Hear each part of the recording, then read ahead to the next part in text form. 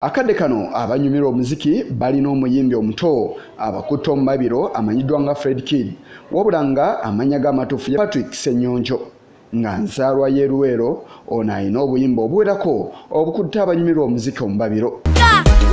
Mbali munga tunuka Fresh Kid ni yabanze kabaka bansole ya lwa myaka Fresh Kid bandeka mbali munga tunuka Fresh Kid ni yabanze kabaka yo kakichata mutabo bafala bakaba enti wowe nyabo mabagamba tenisabo abasigadde babisaga mukadabo sa abibalambi Minisombezo w'abavubuka n'abaana Florence Nachwala Kingi yavaayo n'abaako byalambika ku mwana ono ku nkola gy'akolamu emirimu gye. Ono era very clear. For example, you might have a talent of driving, but when you're a child you cannot get a driving permit. So the infrastructure for a child of 7 years to do business is not in Uganda.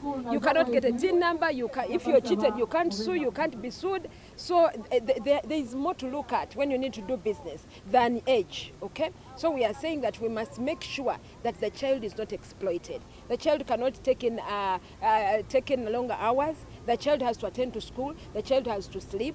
The child must be guided by the parents. We must look at the timing, the message. For example, when you're exhibiting, someone can exhibit nutrition and diet as a kid. But when you're a kid and you exhibit how to use a condom, that's far from that. So we must look at the message as we appear in the public. Yalabula nabo abakozesa omwana ono nga bwe kayinza okubajjuutuka. Ate abakulu abeetabye mu kuyambako abaana abo banenyezebwa mu kawairo kano namba 8 era basibibwa oba okuwengasi oba byombi.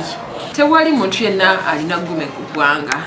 Era wano njagala okulabula nti tugenda kusuuliza enkesi omuntu yenna anaasangibwa nga apangisiza ekizimbe abaana bano mwe bagenda okulabirwa oba nga akoze omukolo n'abapangisa oba nga atudde abalaba buli anaakwatibwa nga awa amaanyi abaana bano okubeera nti babeera mu mulimu guno ajja kuvunaanibwa mu mateeka. Omu ku babaka abakiikira abavubuka mu kikolwa ng'olukulu mwine empaka asabye Minisita Nachwala Kingi okukozesa omukisa guno okufunira abavubuka n'abaana abato ensimbi okwekulaakulanya okusinga okubassaako amateeka amakakali.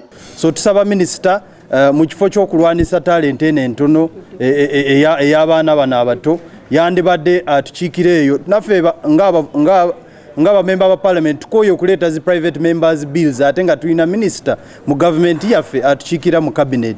So tusaba buli wamu waali agende mu cabinet atusabire sente abaana bali mu music and entertainment industry bangi nnyo ate beetaaga ensimbi.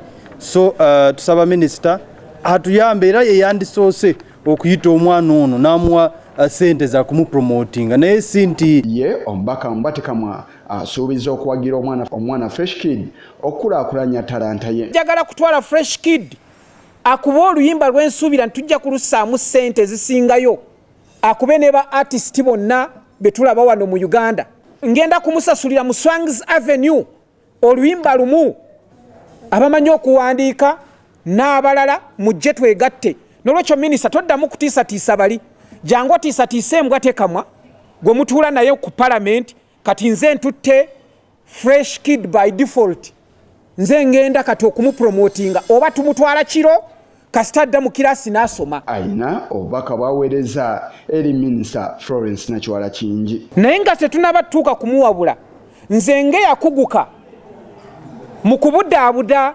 abantu omukujjanjaba abantu nga sikozesezza mpiso ndi mweteefuteefu okuyambako Minisita okumubudaabuda mu buwongo bwe kulabika nti buddamu ne bukkakkana kubanga tuzze nga tuwulira nti Fresh Kid alina ekizibu oyo mwana ayagala counseling nga Minisita n'okwogera ayogera.